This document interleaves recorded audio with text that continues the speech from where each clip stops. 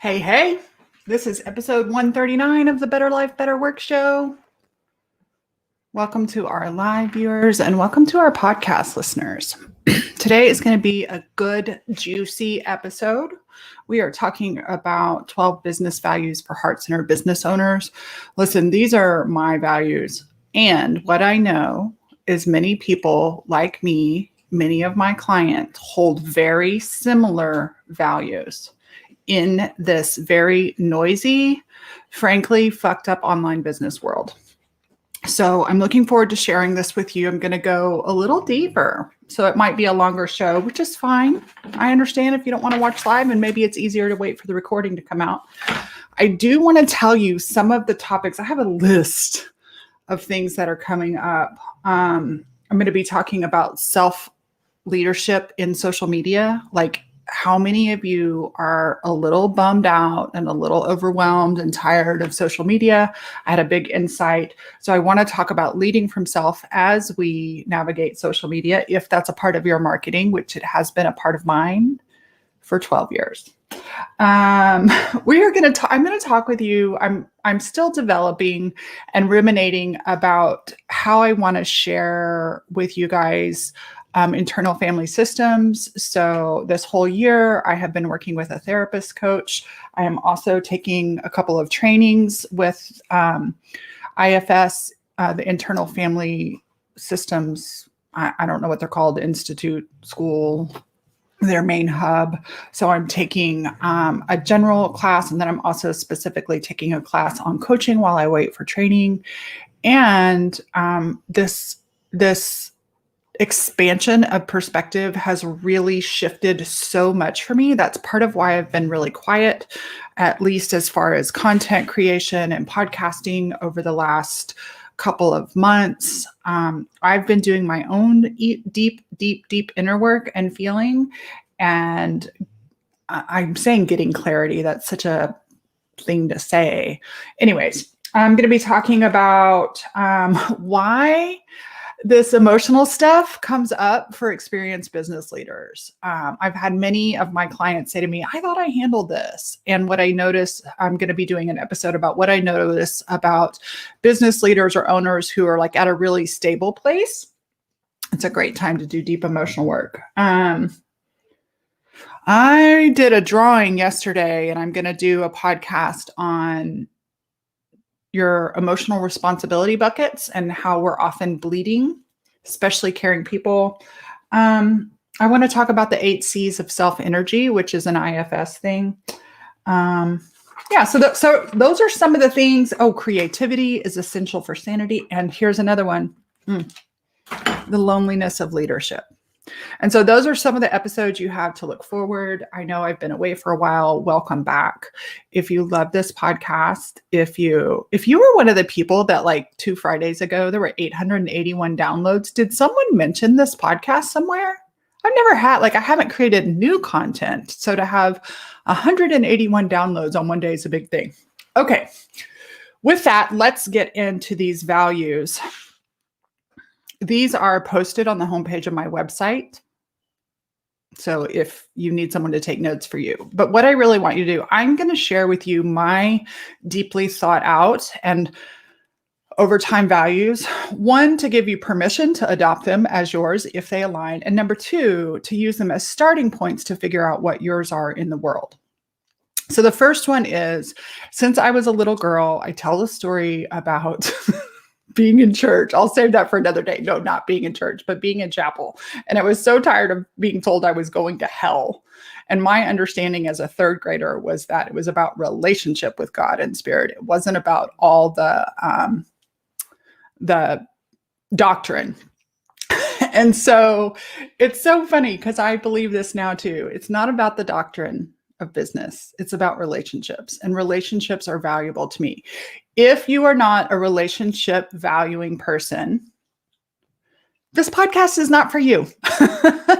So that's the first one. Relationships.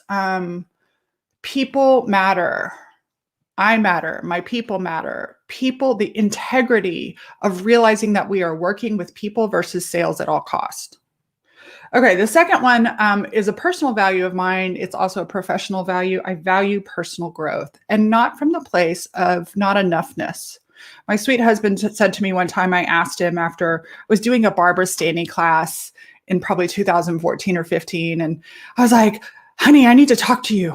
He's like, what? Because we don't normally talk to each other like that. And I said, do you have this one thing in your life that it's just like your Achilles heel and you can't get over it? And he said, babe, one of the reasons I married you is you're into personal growth and you're open to change and evolving. He goes, but you sure try hard to grow.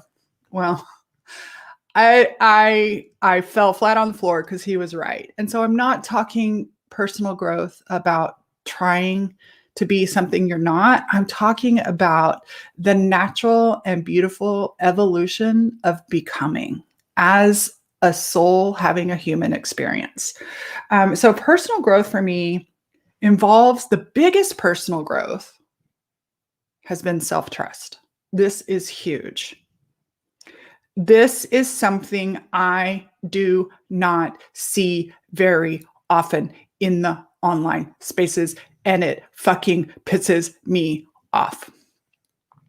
The number one rule or ethics of coaching is the client is resourceful, able, and whole. And I see so many people stripping self-autonomy instead of encouraging self-autonomy and developing helping clients develop self-trust. I am not the guru. I am certainly here to help you poke around. I'm certainly here to do a little bit of training here and there. I'm certainly here. But as a coach, my job is to remind you of who you really are. That is the number one thing I see is people forgetting. That is the number one space.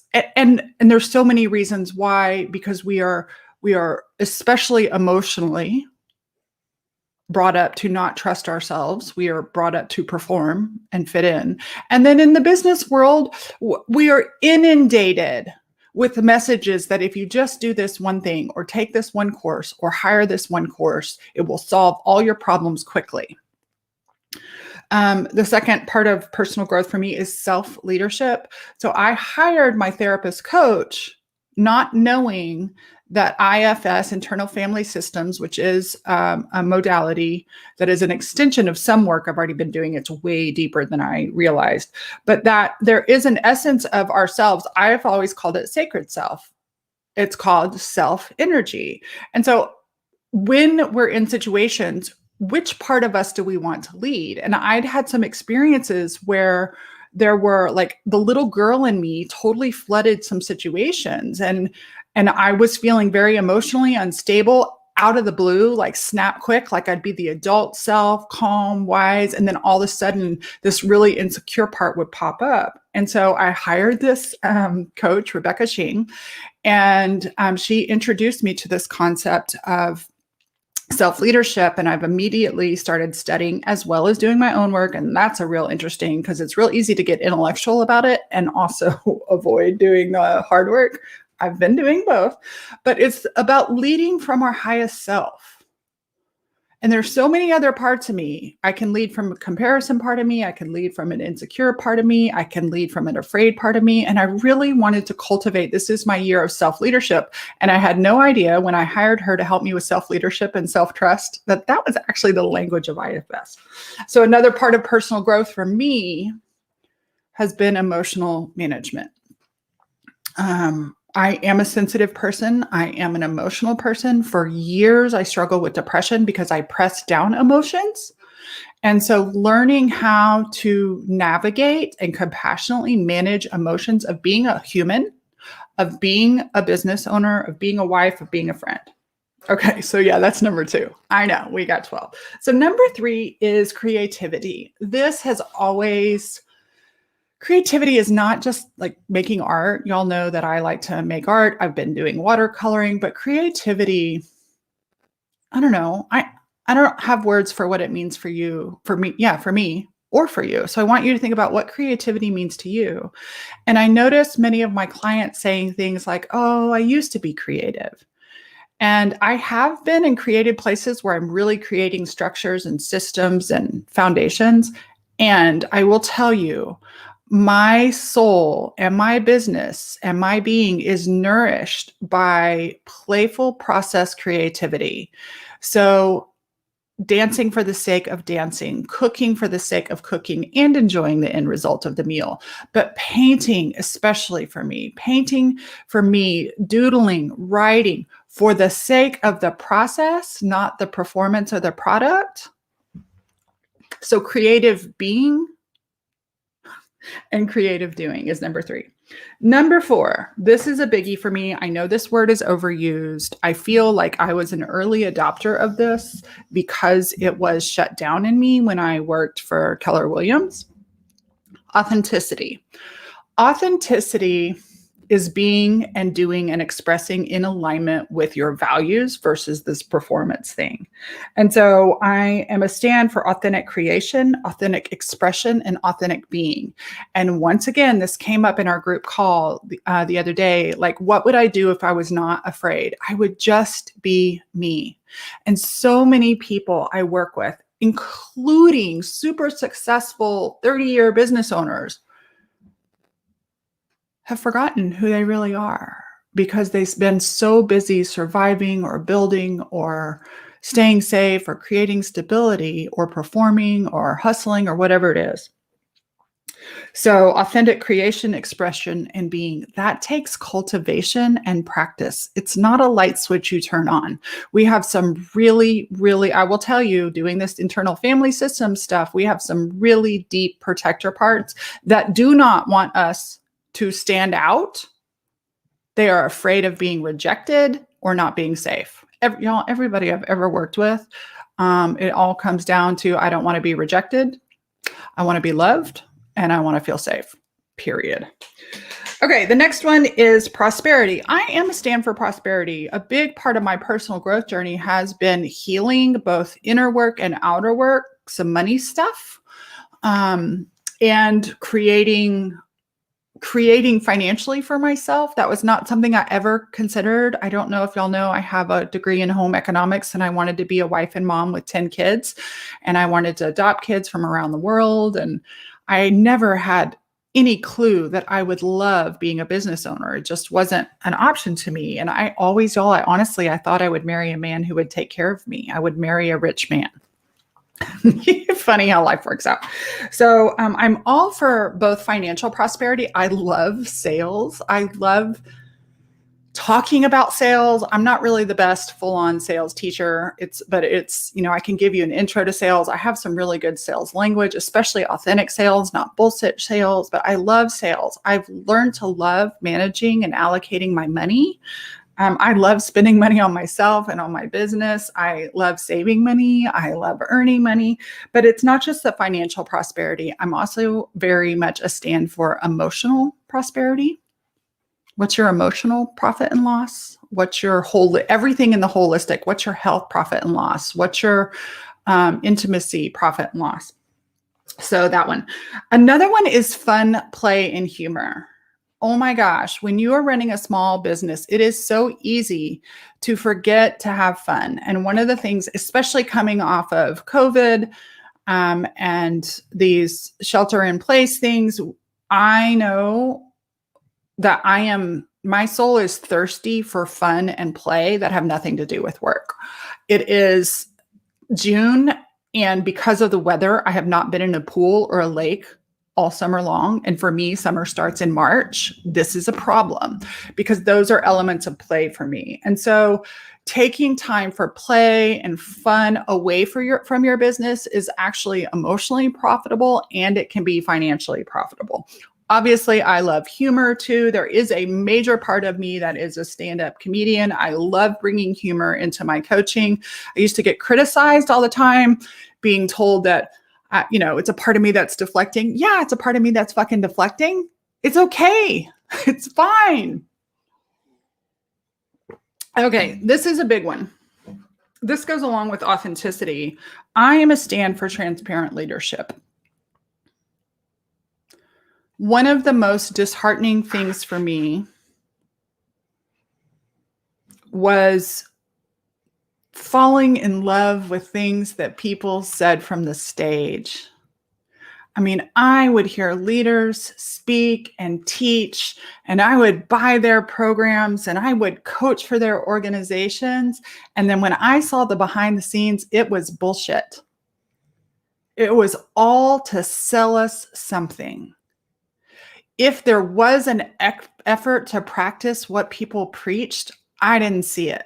And I've had that experience from a few different organizations. I have heard of that experience from many.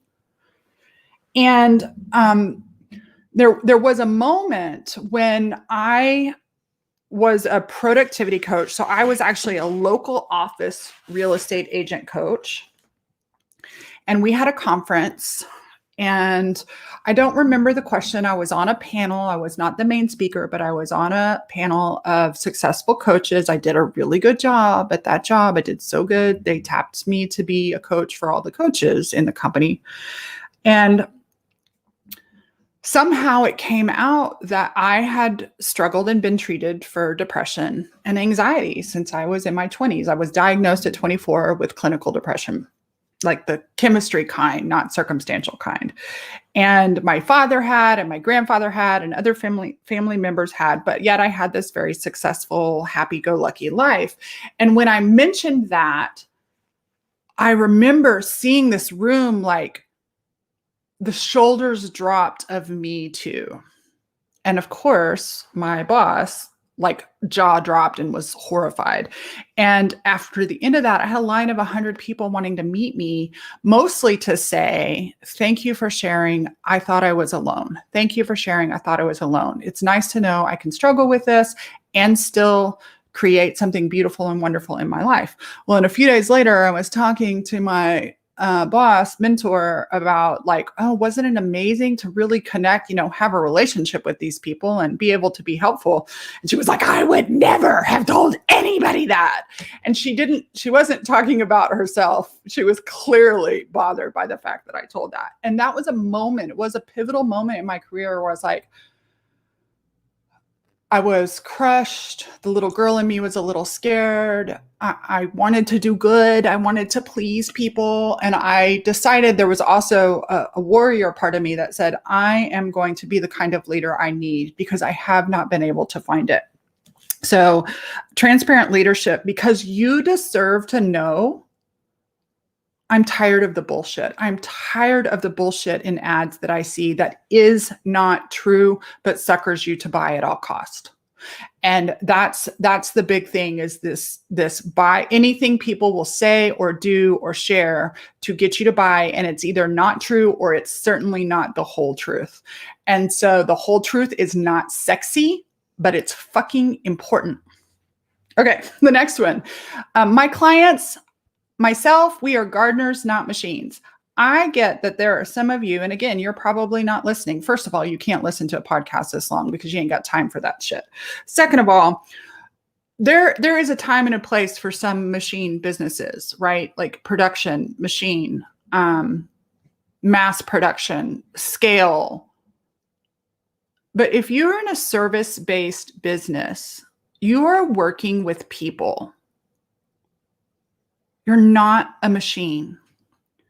And so much of the get rich quick, make 6, 7, 8 figures, do it fast, bada, bada, bada, bada, bada, is asking you to be like a machine. And I see, it breaks my heart. I see some of my clients that have gone through some of the schools out there and the online courses and the selling courses. And they're like, but these are the right things to say. And when you're a machine in a service-based business, I am absolutely a stand for systems, for leverage, for some automation. You cannot do that at the expense of losing yourself and the relationship. We are gardeners. The other part of being a gardener is there are natural cycles. This is not a 24/7 thing. And so when we use the analogy of being a gardener and cultivating, there are seasons and there are helpful ways of being with your business, with your client, with your life as a gardener who tends to their garden regularly, but also navigates turbulent weather, navigates drought, navigates soil, and navigates harvest. So that one's a big one.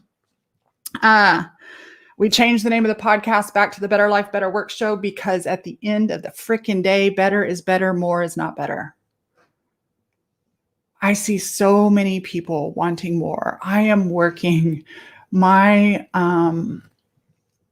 deep coaching circle, which is I have my mastermind, not my mastermind. I have my membership, my coaching community, $333 a month, open to anybody. And then I have a deep coaching circle for women who have created a minimum of $100,000 regularly in their business, like super experienced.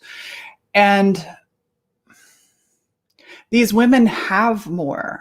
They've created more. And what we're doing is working on and healing and navigating the gaps that are still there, the holes that are in their Swiss cheese. And more is not better.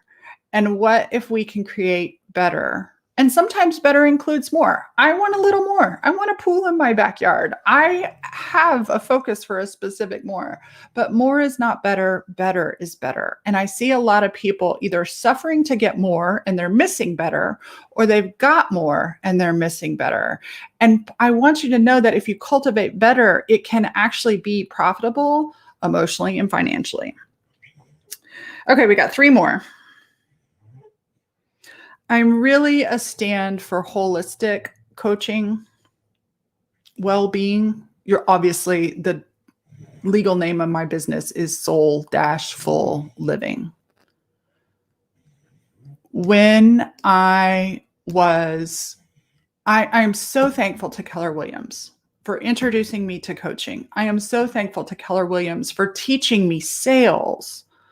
I am so thankful for the opportunities I was given. And at some point I noticed at the time I had, as a local coach, I had 47 clients. As a national coach, I had 74 clients. And what I noticed was those who did holistic inner and outer work were the happiest and most financially successful. And those who just scrambled to do the outer work were like the hamster on the wheel. And so there's the best example I can use, like there's a CTFAR in coaching, circumstance or, programming is how I was taught it, PTFAR, CTFAR. Programming equals thoughts, equals feelings, equals actions, equals results. Absolutely believe it. And most people go to change your thinking, change your life, and we jump over that thinking without doing the holistic emotional management. We do a lot of bypassing if we jump straight over change your thinking, change your life, right? Change your thinking and change your feeling. We've got to learn how to acknowledge, feel, and transmute the feelings so that we can release them. Otherwise, they will circle back and kick your ass. Okay, last 2. Simplicity. Oh, of all the things I've done in my business, I wish I could make it more simple. Well, it is simple. It's simple now. How simple can you let it be? I notice that. So the other day when I was making this list, this is the perfect example of how the mind works to complicate things. And what I love is that my values were in front of me. I was actually working on my values again. And simplicity, like at first I hadn't put simplicity on there and I was like, no, I'm not letting go of simplicity. Simplicity heals my nervous system. It helps me stop overthinking. It is so tempting for our brains to overthink as like the protector parts of us to get busy thinking. So I was wanting to create a list of things I want to do for TikTok. I was wanting to create a list. I was doing some content planning and I realized content planning works around my values. That is how I use my value. One way I use my values is as content planning. That's why we're doing a podcast. And I started writing, and then I was like, oh, I need a note-taking app. Oh, I need a content map. I need a template. And I started, Google content planning template. Oh, does TikTok have a planning template? Because it's going to be different. And I started making things complicated. And you know what I came back to? I came back to a piece of paper and a big black marker and a little yellow marker for yellow, because we love yellow. And when I got away from the complications of all the tools and all the technology, and I sat down at my kitchen counter with my piece of paper and my creativity, it flowed. Keep it simple, sweetie. Please keep it simple. Simple self-compassion, simple curiosity, simple processes. One of the things I did to build my membership, and there's some things, back in 2017 when I built the framework for my membership, I built it as if it would have hundreds of people in it. And my big thing was building it for reoccurring charges. I'm glad I did that. What I know all these years later, 4 or 5 years later, is building it for reoccurring charges was absolutely helpful. But there are so many areas of it that I overcomplicated, and I've had to simplify. Now, here's the thing. I built it overcomplicated, and everybody's like, oh, just move to a new system. That's even more complicated. There are better systems that I could use for my membership, but it is not worth the complication to move. So I often advise people what not to do. What I have works. It works for me, but it is super overcomplicated. So, Infusionsoft, Ontraport, all this other stuff, get simple. How can you simplify your business, your life, your emotional processes, whatever it is, holistically, how can you simplify? And then the last one is really about, it's breathe, y'all. And breathe, y'all is one of my mantras for myself and for others to help me remember that I'm alive. A lot of this is a nervous system thing. A lot of it is a nervous system thing. And breath reminds me to slow down and stop. Breath reminds me to be aware of the things that are automatically happening, because obviously, unless you think about breathing, you're breathing, but you don't remember that you're breathing. And so breathe, y'all, is my version of checking in, not just with my thinking. For me, breathe, y'all, is from the neck down. If I just breathe to the top of my shoulders, I create tension and stress. But if I get my breath all the way down to the bottom of my lungs and I allow myself to embody a little slowdown and a little awareness and whatever I'm sensing or feeling at the moment, life just works better. And so many things I hear my clients come up with when we lay it all out on the table. The very first thing, and this is one of the first things I wish I had learned as I was building my business, as I was getting married, as whatever it was, I wish I had been taught from an early age, conscious breathing. And I wish I had been, I had been taught, but I really didn't pay attention to. I wish it had been embodied instead of just information about the nervous system. I wish in junior high even, right? The nervous system is the thing that will hijack so many of my plans. And so I wish I had been taught not from from a clinical place, but from a practical place to recognize, oh, my nervous system is going AWOL. Oh, I'm having a nervous system response. Because a lot of times it gets blamed on our thinking, because that's how it shows up, especially with smart people, because we love to think. And so we think we can think ourselves out of a problem. And usually the best creative thinking comes out of taking time to pause and be aware of my nervous system and breath. So those are 12 of this did not take as long as I thought it would, which is okay. Those are 12 of my values as a coach, as an online business owner. I have seen a lot and there are some great people out there doing podcasts, like calling out the BS in the world. I want to see the BS, but I don't want to spend a lot of emotional energy. I want to be the leader I want. I want to sell from ready. I want to sell to my clients embodying their self-trust, not scarcity. I want to call forward self-trust and self-leadership in my clients.